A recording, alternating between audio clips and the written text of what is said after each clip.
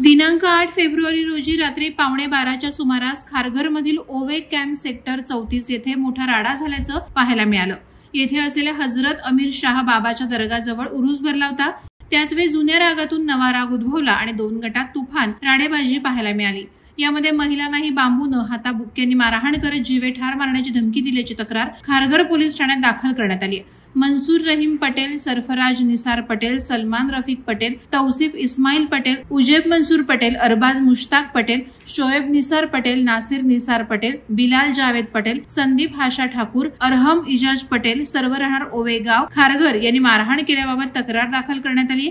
या जमावानं मन्नान मुनाफ पटेल, रेशमा अफजल तलवाकर, यासीम मोबिन पटेल, अरबाज आसिफ पटेल यांना मारहाण केल्याचं तक्रारीत म्हटलंय। या मारहाणीत जखमी झालेले मन्नान मुनाफ पटेल आणि रेशमा अफजल तलवाकर यांना ओम नवजीवन हॉस्पिटल येथे उपचारासाठी दाखल करण्यात आलंय।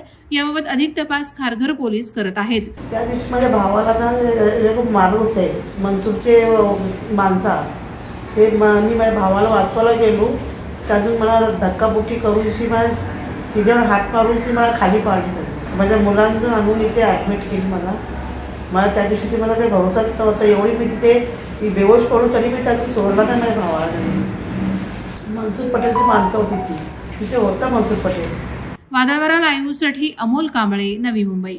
नवी मुंबई व रायगड जिल्ह्यातील ताज्या बातम्या आणि घडामोडींसाठी सबस्क्राईब करा वादळवारा लाईव्ह चॅनल आणि दाबा बेल आयकॉन।